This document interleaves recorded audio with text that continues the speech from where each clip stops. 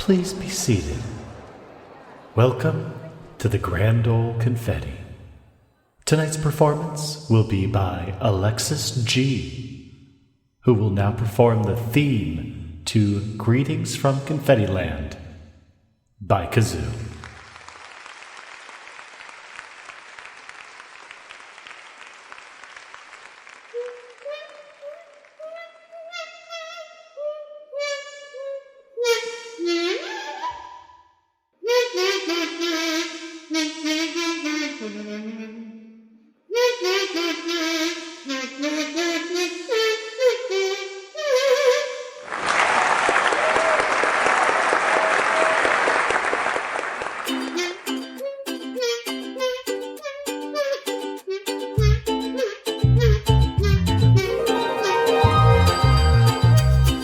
Greetings from Confetti Land, home of the Confetti Bar. I'm Jessica, founder and confetti artist. and I'm Alexis, head of happiness. Join us here in this magical, colorful place where we Have fun feel feelings. and encourage you to embrace your unique version of happiness and all of its beautiful, messy pieces. We are so excited to have you join us.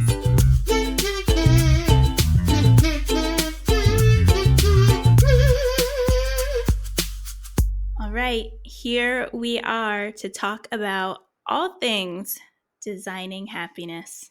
Are you ready? I'm ready. Let's talk about some happiness.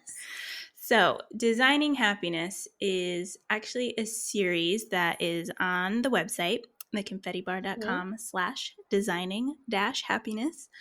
And it's actually something I wrote a number of years ago.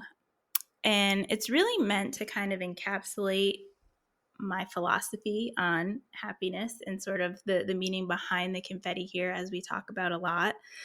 And it came about after I kind of had my own personal wellness, happiness journey. And it's something that I revisit every now and again, and it still holds very, very true, even to this day. It's something that I myself still struggle with. So I kind of need to tell myself what I need to hear. Mm-hmm. But yeah, it's basically a 3-part series that talks about the different kind of areas of happiness, I guess I would call them. And so we thought it'd be fun to kind of go through and chat about them here today. Break them out, break them down.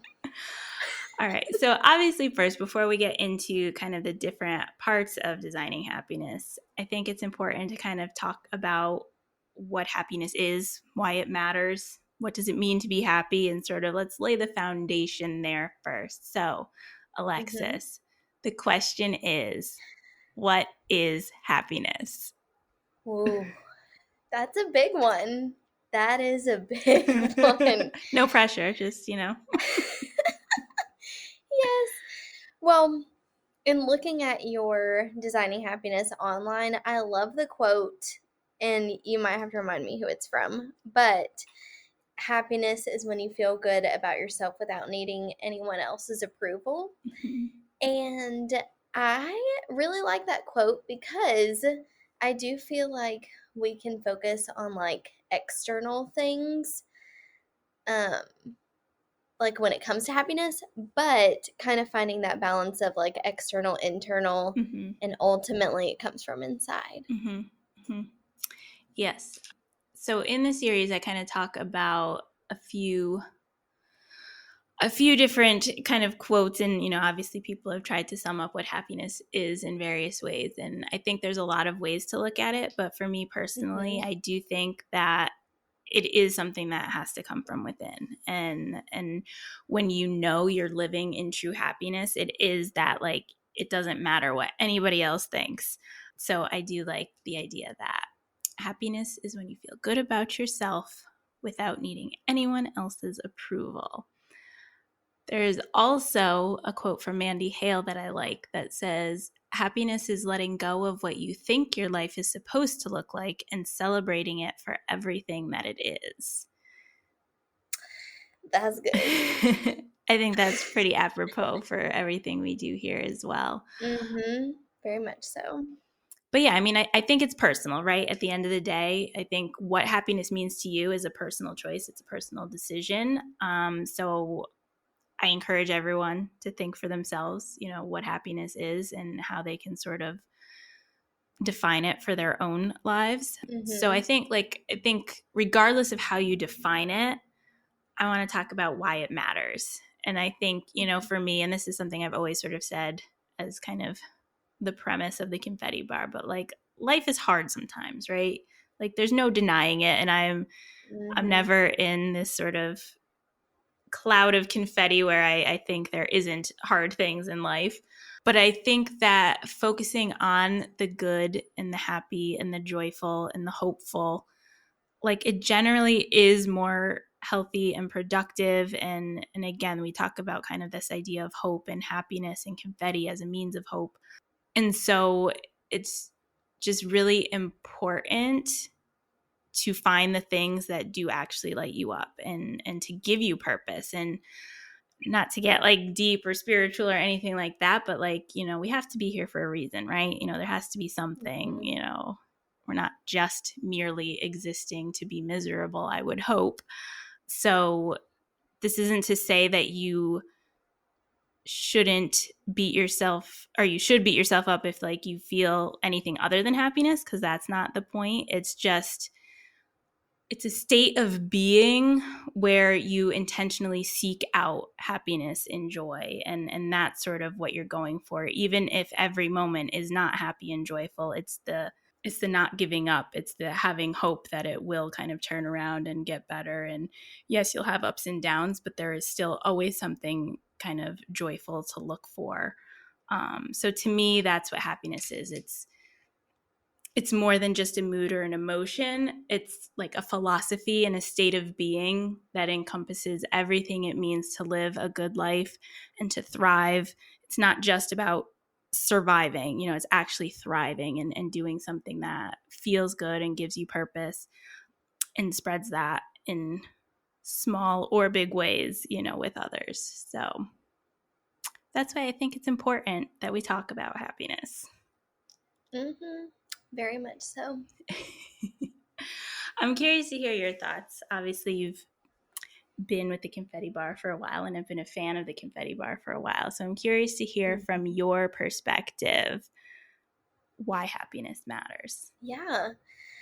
I think, just echoing a lot of the things that you said, I do think that we can live abundant lives, and that's like how I want to live. And I think that happiness and like contentment are big parts of that as well. Of definitely there are hard things and you have to sit in those sometimes, but don't stay there. Like keep moving forward and finding those happy, joyful things. So honestly, a lot of what you said, but a word that came to my mind as well was contentment. And I think why that matters is because, and like in the quote that you said earlier, like we have expectations of what our life is going to look like, but finding joy and happiness and peace with where we are is going to lead to so much more abundance. Yes, 100% agree.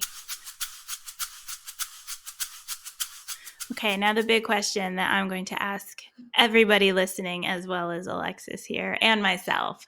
But the question is, are you happy? Like really, like truly, like take a minute to think about that, because I think especially the word happy or happiness, like depending on who you talk to, sometimes has like too much of like a levity to it. Like you don't take it as seriously maybe. And it's something that maybe some people perceive as fleeting and not something that you like is deep, I guess. I think, and there's nuances, and depending on who you talk to, kind of the difference between happiness and joy. And, a lot of people say like happiness is more of a kind of surface level fleeting feeling, whereas joy is kind of that deeper aspect of it. I personally use them interchangeably. I think we could get into the nuances of it, but I think we use the term a lot in social interactions with people, like, oh, this makes me so happy, or I'm so happy you did this, or whatever it is. But I don't think we take the time to really sit and think, are we actually happy with ourselves, like deep down? Or are we just happy because of all those external things, like you had mentioned, like, what do other people think of me? And if they think well of me, then I must be happier. If I'm making a lot of money, I must be happier. If I have all the things that society has told me I should have, then I must be happy. Mm-hmm. So I think it's a question to sit with and to really think about. And if you were to strip away all of the outside noise and anybody's opinions, and you were just literally sitting there by yourself and had to sit with your own feelings and your own sort of life you've created for yourself, does that actually genuinely make you happy? That is true. Like you said, that's something that's so good to like actually sit down and reflect on. I don't think we do it often enough. And I'll put myself in that camp Mm-mm. too, even as someone Yeah. who owns this business. I think sometimes too, it's hard to know what it is that makes us happy, because we are kind of Mm-hmm. taught and told, and we see certain things. And especially in an age of social media, it's like, this is what you should like, and this is what should make you happy. And I think a lot of times if you feel something different, then you almost feel bad about yourself, and you kind of convince Mm-hmm. yourself, no, like, that wouldn't make me happy, or yes, this does make me happy, even if though deep down it truly doesn't. So yeah, I think it's something that's obviously personal, it's obviously subjective, but I do encourage everyone to sit with that question on a regular basis. And I think it's going to change over time, right? What made me happy when I was Mm-hmm. 20 doesn't necessarily make me happy now at 34. So it's something you have to check in with regularly, because what happens in your life definitely affects your perspective. And I think sometimes we go in with good intentions, and maybe we truly do pursue something that at the time makes us happy, but then somewhere along the way it doesn't, but we feel so stuck in that we don't want to sort of get out of it. And we'll just kind of convince ourselves, yeah, it still makes me happy, but it really doesn't. Mm-hmm. So it's something that needs to be thought regularly and actually kind of tended to. And yeah. Okay, I think it's also really important to think about, when we talk about kind of what happiness is for you personally, it's also really important to talk about what happiness isn't. And So again, good. I will be the first person to admit that being happy does not mean that you're never sad. In Mm-hmm. fact, to me, happiness is not about being perfect, but it's about recognizing that being happy is worth pursuing despite all the challenges that life throws your way. And Mm-hmm. we've talked about this a lot. I'm a feelings feeler, you're a feelings feeler. We're about all the feelings, and it's not about pretending those other feelings don't exist. It's about recognizing, like, this is a temporary feeling, and the feeling that I am constantly going to hold out hope for is happiness, it's joy, is all of the good things in life. And you don't have to sit in the bad forever. Well, I have a confession. Oh, I'm all for it. So Tell us. I'm sure that we'll talk about this some more later, but you do have a workbook to go with your Mm-hmm, Designing mm-hmm. Happiness series. And literally a couple years ago, I printed it out and was like using it for a post and things like that. Mm-hmm. I had not written in it until today. And because I think I just put too much pressure on myself to have Mm-hmm. the right answers or the perfect answers. And that is not what a workbook is for. It is to work it out. Yes. And It's for the work. it's for the work. It's to do the work. And I loved that it was like towards the beginning, you literally write out what makes you happy, what makes you unhappy. So I'm coming back to the unhappiness here. And I think that I really think a lot about the things that do make me happy, Mm-hmm. but I don't really like stop and think about the things that don't make me happy and how to then avoid them Mm-hmm. or grow from or learn and like move towards that happiness. So I really liked the exercise in there of looking at things that don't make me happy or fill my cup, Mm-hmm. and how can I not fall into those traps. Yeah. I love that, as far as you not working on your workbook. No, but I think it's true. I'm guilty of it as well. And I think that's why for me, it's important to look at both sides of the coin. And I think, again, it's very easy in this business to focus only on sort of the good and the happy and the positive, which is relevant. Yeah. But that stuff doesn't exist without knowing the other side. And that's why I think, if you are maybe even having trouble accessing like what does make you happy, and maybe you're in a place where you do feel like you are expected to think things make you happy, but you're like, they don't, but I don't really know where to go from here. Starting to outline the things that don't make you happy, at least, is like another way to look at it. And you kind of need that holistic approach to it. And it's not that one is necessarily good or bad. It's just, it makes me happy or it doesn't. And the ones that make you happy, those are the things you want to pursue more of and add more into your life. And the things that don't are the things you don't want to have as much in your life. So just recognizing it is step one. And I think looking at it from both sides is a way to kind of get at the root of things a little bit faster if you're struggling with one or the other. And I think it's also important to sort of think about this idea of what I kind of call like social happiness versus true happiness. And again, to me, happiness is a very personal thing. We have a lot of outside influence from various forms of media and culture and family and all of those things. But it's also pretty unrealistic to think that we can like isolate ourselves and not have to interact with other people.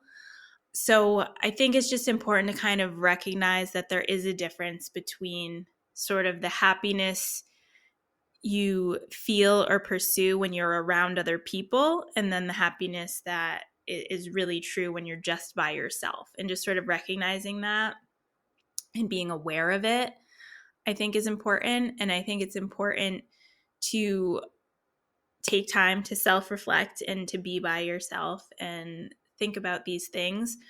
It's not to say that other people shouldn't kind of help amplify your happiness, but it shouldn't ever be someone else's responsibility to make you happy. And your happiness shouldn't depend on anybody else. There's like a quote or something that I read once that basically says like happiness is an inside job. And I think that that's true. Like you can't depend on someone else for your own happiness. There are certainly people who amplify your happiness and that you do enjoy being around and they make you feel good about yourself. And those are definitely people you want to be around. Then you have the flip side, people who don't make you feel good. And, those are not people you want to be around. But the fact remains, like, you have to interact with people. And whether for good or bad, you have to sort of learn to regulate your own self and then how you are when you are around different kinds of people. And again, it's just something to recognize and be aware of. But the deeper work you do on your own internal happiness, I think it becomes clearer when you're with others to kind of know what makes you feel good and what doesn't. So something important to kind of know. That makes a lot of sense. I'm curious from your perspective, and you don't have to give me specific examples, but do you find that like when you're around different types of people, like you do genuinely like feel different and act different and, sort of mold yourself into a different version of Alexis depending on who you're with? Oh, for sure. Recently actually I was somewhere and it was fine. Like nothing like bad necessarily happened, but I like definitely didn't feel like I could be like fully Alexis. And I mean, maybe that's just my own thing that I need to work on. But I like was telling a close friend later, I was like, I mean, this was fine, but like I just didn't feel like I could be fully me. And she's a person that I feel like I can 100% be Alexis. Which is just such a good feeling. So yeah, I think that there definitely is a difference, and different people can kind of influence how you act, and like kind of what version you do project. It's interesting. Yes, guilty guilty. The worst for me, and I feel like I've gotten better at this, being older, but I can see like a past version of myself getting more caught up in this when you're kind of like around people who are just more negative, and like you find yourself being more negative when you're around them. Goodness, And it yes. takes like a while to even recognize that that's what you're doing. That to me is something like I try to be very, very aware of now at this stage of my life, because for a long time I don't think I recognized it as much. And so it's important, I think. And the flip side is like it's more important to me to know the people who I can be around where I do feel good about myself, and I feel like I am surrounded by support and positivity and all of that sort of stuff. There are definitely like those life-giving people and life opposite of giving people. Yes. 100%. And so again, a lot of it is just like kind of recognizing is the first step, right? And I think checking in with your own feelings, again, self-reflection, all of that, and just sort of starting to recognize how situations or people or things make you feel truly when you sit with your own self and kind of reflect on it. And that's like step one. All right. So the idea here, now that we've talked a bit about happiness, what it is, what it isn't, what to pursue and what to avoid, kind of things. My philosophy is like once you do start recognizing what makes you happy, what doesn't make you happy, that's where you can actually start to design your own version of happiness. And that's something I obviously encourage everybody to do.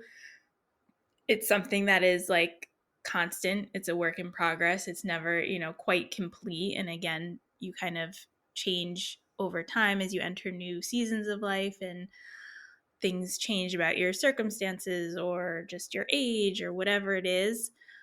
But you ultimately do have the control to decide what makes you happy and then to pursue more of that.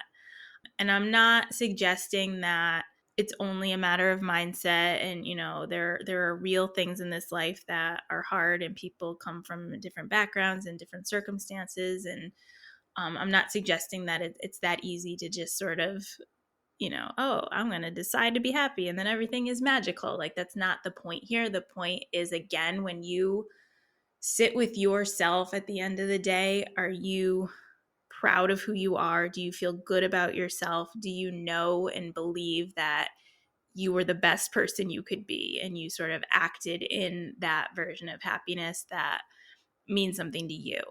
And so it's mostly kind of a mindset thing, but I do believe that,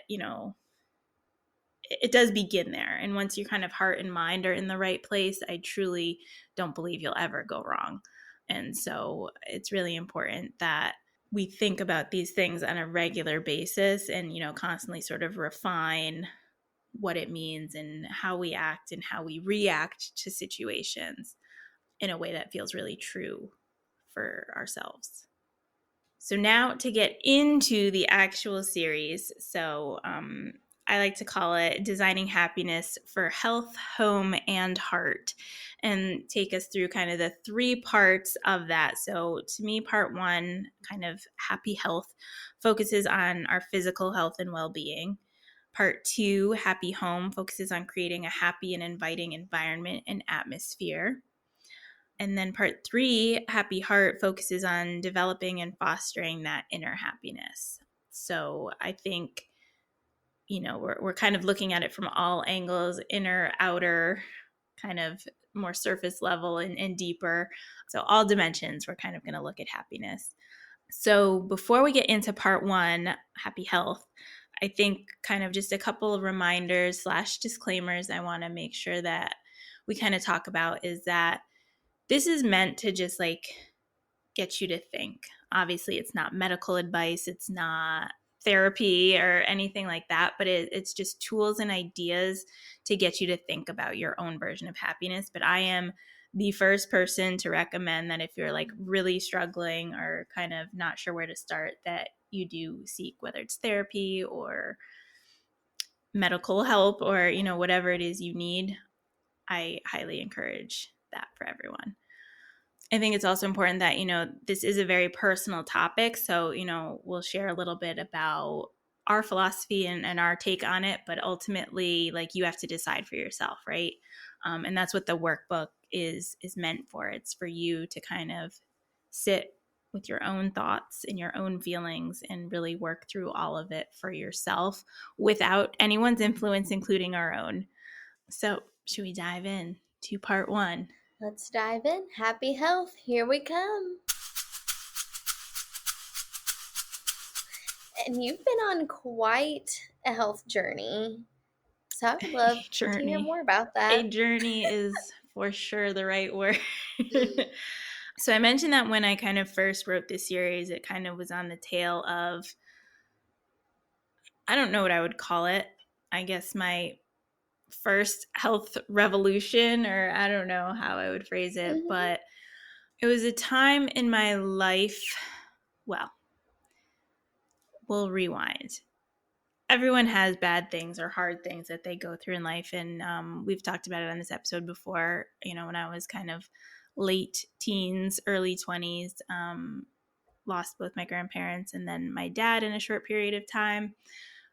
Was finishing up college, trying to figure out, kind of career. And it was just kind of like a really tough time all around, It's just, I think it's a hard age in general, and then kind of throw some other stuff on top of it. But it wasn't until a few years later that I literally started having really bad panic attacks. I'd always kind of had some level of anxiety that I was diagnosed with since kind of having gone through all of that. But it was never something that was like debilitating or anything like that. And then around actually the time I started this business, a little bit after, I started having really, really bad panic attacks. Like, out of nowhere. It was to the point where I couldn't get out of bed. I didn't want to eat anything. It was just truly debilitating. And I even ended up in the emergency room at one point. And everyone just like, oh, take some Xanax. Like, you'll be fine. Like, they were like, you're fine. There's nothing wrong with you. So just take some Xanax. And I just refused to believe. I was like, I'm telling you, like, I was okay. And now I'm not. Like, there has to be something sort of more. And so to kind of breeze through, my mom was actually the one who had brought up the concept of seeing like a naturopathic doctor. I had never even heard of it at the time. I didn't know what it was, but I was desperate. I was like, I've tried everything and I didn't listen. To me, medication works for a lot of people. I don't think there's any shame in any sort of medication that you need or that makes you kind of able to function.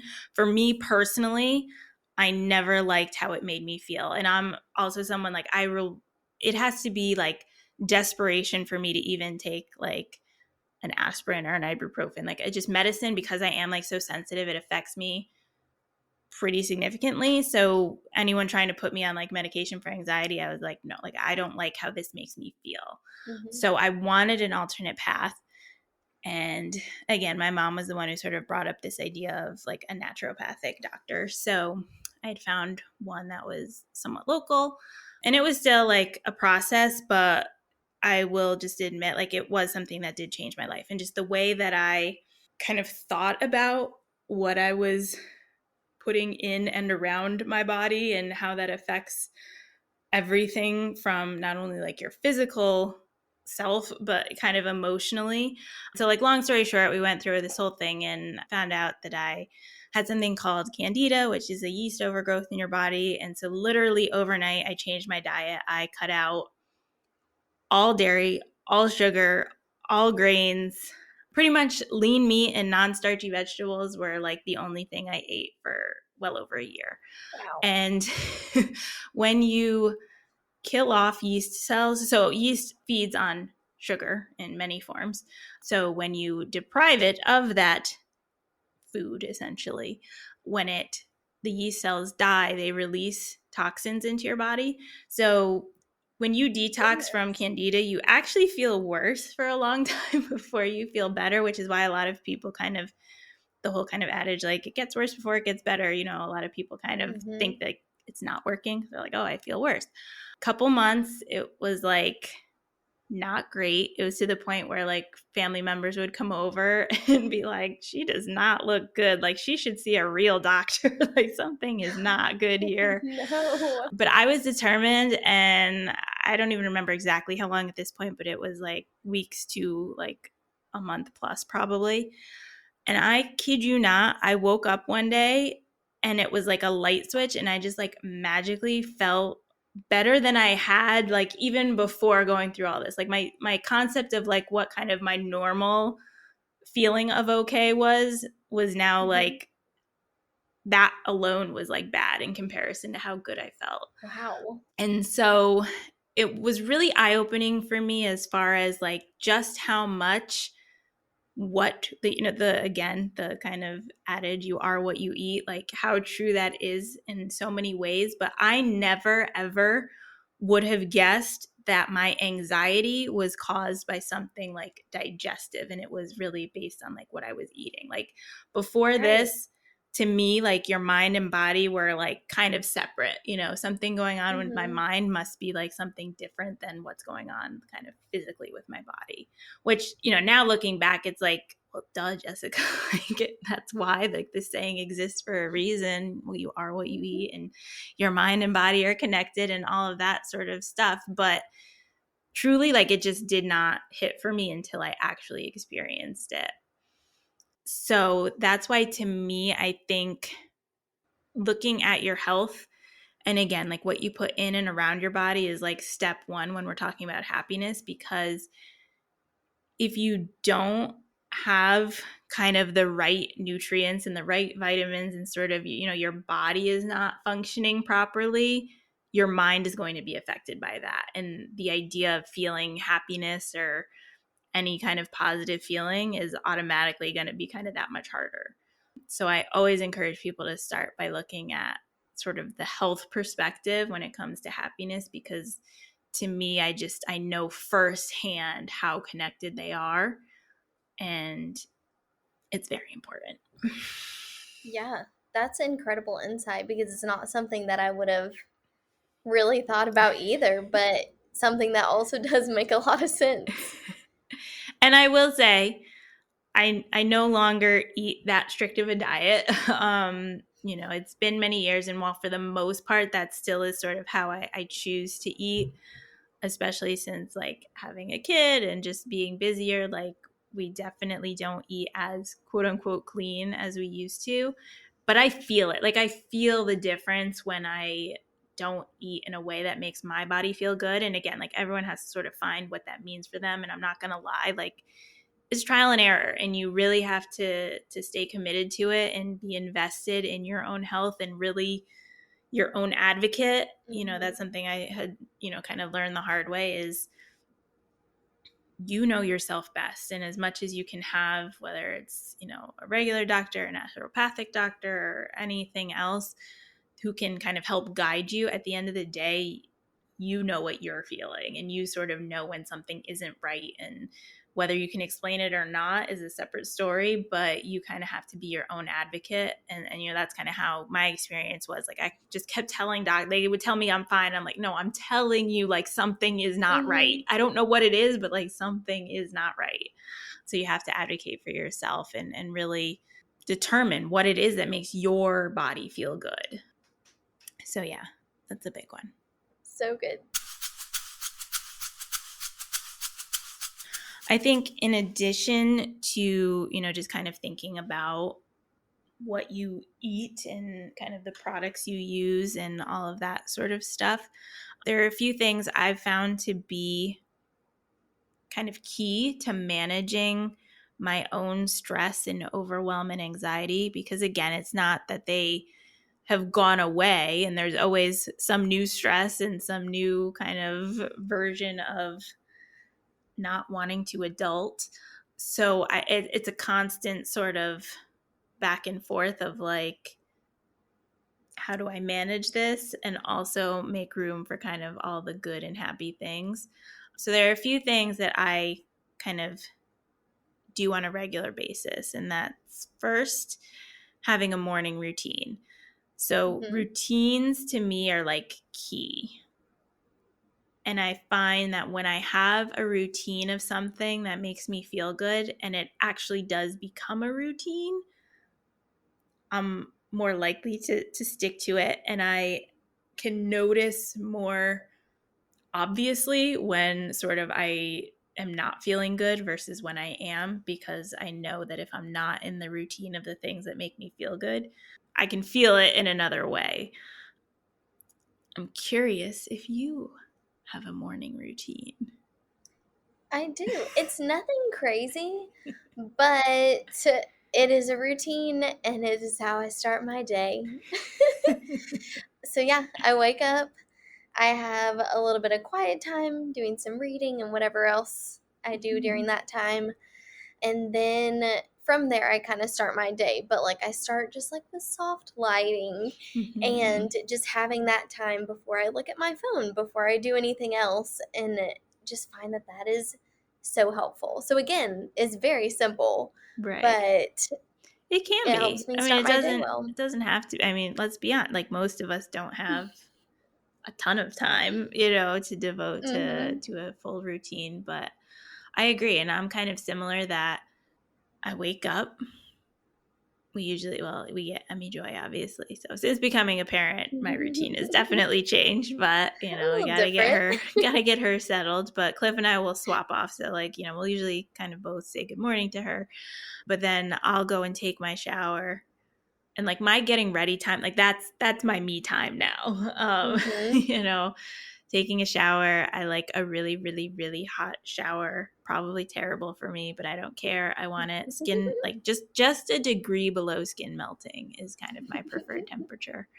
And then sort of like getting ready, getting dressed, doing my hair, all that sort of stuff. Like that's my self-care time. Yes. I do. I usually try and take there are certain supplements I'll take. So I'll usually try and take those in the morning. I'm not great about doing it as often as I used to, but drinking warm lemon water is something that has many a year been something that I've focused on and I really do enjoy.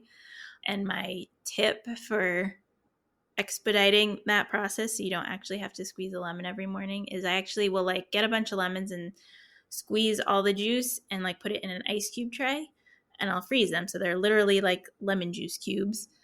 And that way in the morning, I could just pop one into a cup and then I'll fill that cup with hot water. So that way the ice will melt and make it warm water. And then I can drink that easily. Genius. So that's my little life hack for everyone. But yeah. That's a good one. Warm lemon water. Delicious. But yeah, and then, we kind of get our day started. We have to get Emmy off to daycare and get to work and all of that sort of stuff. And that's, when the day really kind of gets hectic. But I do try to make an effort not to look at my phone for the first bit in the morning. It's just kind of how you set up your day. I think if you start your day being bombarded by all of these thoughts and opinions, that's when it becomes harder to sort of hear your own thoughts. And I love that you get some quiet time for yourself in the morning because I do think it helps put you in kind of the right mindset. Yeah. I love just a slower morning to ease into things. Obviously, during the week, it's a little bit sped up, but even just trying to wake up a little bit earlier so I can have that time is so important and so key. Yes. I do not like feeling rushed. And if my day starts feeling super rushed, I feel like that's my energy for the rest of the day. Yes. Yes. Oh, good. Okay, so after the morning routine, and there are other things I think I could suggest, like journaling, meditation. Those are all things that I think make for a good way to start the day. But then obviously then we get into the routine of life and we have to go to work or school or whatever it is that we do, interact with people, and that's when the stress and the anxiety and everything kind of starts to kick in. So I think having little things and little tools to go for when we are feeling particularly stressed or anxious are really important to have throughout the day. So for me personally, meditations, short little 5-minute guided meditations, are really important. I need a guided meditation. I'll be the first to admit I'm not good at just like meditating on my own because my mind definitely will wander and I won't kind of get anywhere. But a guided meditation, I use Insight Timer a lot, kind of helps me to take that breath and calm down. Drinking herbal teas can be a very special moment throughout the day. I think it's like a ritual to even make it and, you know, add a little bit of honey and choose which one. Then, you know, you have to drink it slowly because it's hot. So, you know, I think all of that forces me to kind of slow down a little bit. And I don't know why tea always feels fancy to me. I don't know why. Is that just me? I agree. No, I agree. And actually, after Christmas, I got an like electric tea kettle to have in my workspace. And several mornings this past week, I would make myself a little cup of tea, and it just like brought me so much happiness. And like you said, I don't know, just like the ritual of it makes you feel a little fancy. I always feel like good drinking a nice herbal tea. So I'm right there with you. I love it. Yeah. I don't know. It feels fancy. I love it. I've taken like, I don't use them as much anymore, but back in the day, no. When I sort of was really at the height of this kind of clean living part of my life, there are like different kind of like herbal tonics that they make that are like made with, you know, herbs and botanicals and whatever that they have like different ones for like calming. So I would use those a lot. I think obviously like music can be a big one, you know, just tend to change your energy. If you put on some chill beats, you feel a little more calm. Agreed. Exercise is a big one for a lot of people. I'm not going to lie. That's not one that I'm particularly jazzed about. I do love walking. I don't get to do it too much during the day just because, you know, busy and then depending on the weather and all of those factors. But for a lot of people, Clifford is one of them. Like he gets that like exercise high. I do not. I just want to go to sleep. But something for many people to kind of explore. Yes. And for me, like art therapy, you know, just like taking some time to, whether it's paint or doodle or just do a little something creative, that obviously always is something that is very calming for me in particular. I like to light a little candle. I like to take a bath. But that actually, okay, a bath is more my nighttime routine, which is my next point of developing an evening routine. So just like a morning routine is important, I would argue an evening routine is, I don't know if it's more important, but it's certainly just as important. How we start our day is key to, I think, the energy we bring to it. But I think how we end our day sets us up for kind of the following day. So I think I'm a little bit better about my evening routine because it's a little more predictable. You know, Emmy Joy, love her dearly, but she wakes up at all different times, but she goes to bed at the same time. So I can count on that a little bit more.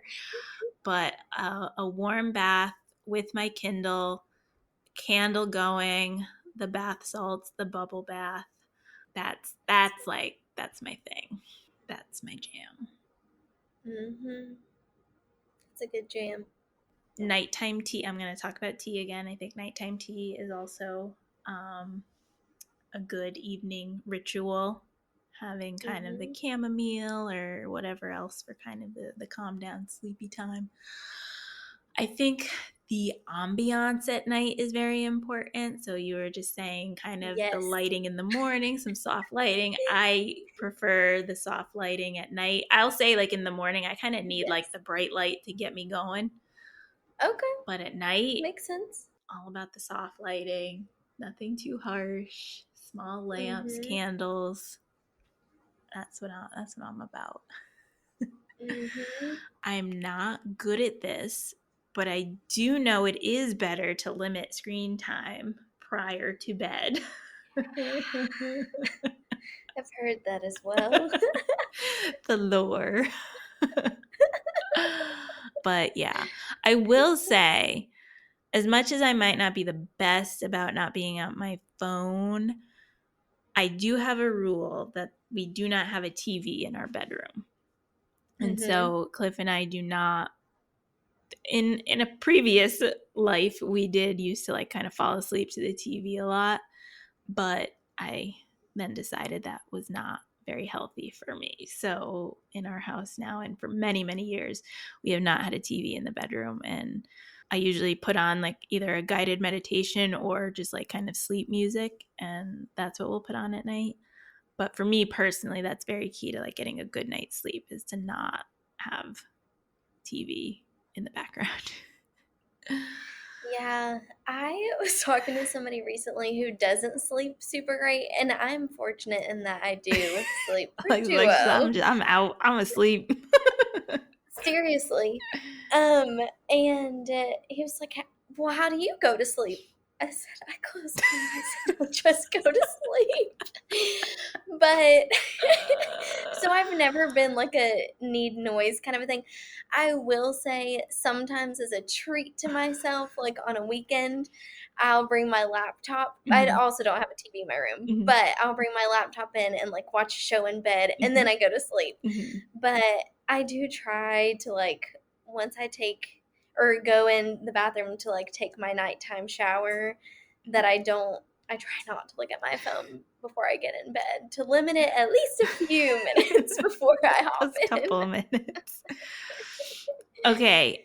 I find this fascinating, and I know obviously you've stayed in Confetti Land a couple of times, so I know this about you, but you are an evening shower person and I am a morning shower person. And I just always think it's funny that people are kind of one or the other. So I'm curious, why are you a nighttime shower person? Well, honestly, I just usually don't have a ton of time in the morning. It's that Like, slow morning. that slow morning. She tries to make it slow, but it isn't always. I feel like as a kid, like that was like my like bath shower time, and I've just carried it into adulthood. And so yeah, I don't know. I just like, I think it does help me to sleep better if I just like feel like super clean before I hop in bed. And it just is kind of my wind down. But I know that is some people's wake up. So it really is interesting, the difference. That's why it's so funny to me. Yes, and on the rare occasion that I take a morning shower, it really is a nice start to the day. So I'm like, maybe I need to shower at night and in the morning. I would if I could. So I am a morning shower person because it does sort of wake me up, and like it just gets me going to feel clean and, you know, to have that fresh start. But I would probably take 3 showers a day if I thought that was prudent, because I just like feeling clean and fresh and all of that. That's why I think I like taking a bath at night. Even though I don't take a bath every single night, but the nights that I do, I feel extra good because I feel clean getting into bed, and then I get my morning shower to wake me up. So I definitely can agree with that. But yes. Side note, but speaking of feeling clean, like there is nothing better to me than clean sheets when you get into bed. Like if I had the ability and resources to have clean sheets every single night, I would. Yes. And I will say I am in an apartment that I don't have a bathtub anymore, and I am a little sad about that. It is because I love a nighttime bath as well. If it's not a hair washing night. But, and I know I'm taking us back to this, but I feel like we talked with, was it Jamie? We talked about if she sleeps with socks or not, and about how your foot temperature affects your sleep. The shower or the bath at night sets me up for great success for good sleep, because my foot gets all nice, or my feet get all warm and good to go. I love that. I think it's funny too because you say you can kind of just go to sleep. Cliff is someone like he literally could just close his eyes and he falls asleep. I take probably on most nights, so there are exceptions if I'm exhausted. But most nights it takes me like at least 20 to 30 minutes to fall asleep. The temperature has to be just right. The noise level has to be just so. There can't be any light that's distracting me. Like, I am very much like, the conditions have to be just so for me to fall asleep. So I am always very envious of anyone who can just like go to sleep. And I love Clifford dearly, but it always like kind of makes me not angry, but like if we're like both falling asleep and I'm just like, I can't do it. And then I hear him like, he just immediately is just out and starts like snoring a little bit. I'm like, really? Because then of course that's the only thing I can focus on. Yeah, that would be tough. And I mean, some nights I have a harder time like settling my brain, but mostly I'm like, all right, I'm out. I love it. No, I can never get my mind. My mind will not stop. Do you have like a bedtime? Or does it vary? According to my phone, I have a bedtime. Do I listen to it? Absolutely not. So I'm someone who needs a lot of sleep. I've learned this about myself. Mm-hmm. Like 8 hours, like I need 8 hours to feel myself. Yeah. Since becoming a parent and having less kind of me time, now the nighttime is my me time. And if I want to get stuff done, I inevitably am up until like 11 or later, which for me, not great. But I will say, like the past week, because I was coming off like of just a really busy kind of few weeks, so I was like, I need to prioritize sleep. And I kind of had caught up on enough things that I like didn't have too much to do at night. So I was going to bed at like 9 o'clock, and man, I felt great.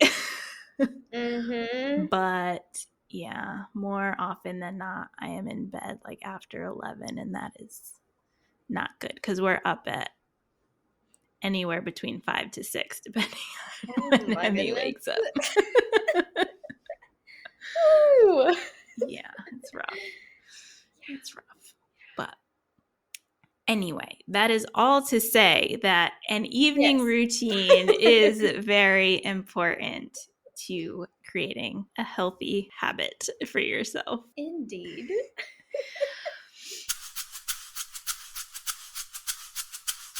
Well, I think that this was a great way to kick off our Designing Happiness series, Jessica. Yes. I think health is, again, it's like that's where it starts, right? You have to kind of get your mind and body in the right place to then sort of do all the next steps, I think. So stay tuned for part 2, where we will talk about creating a happy home.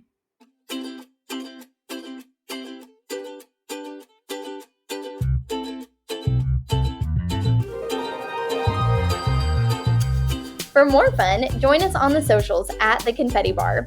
To receive free inspiration delivered to your inbox, you can also join the Confetti Club at theconfettibar.com/join. Thanks for visiting!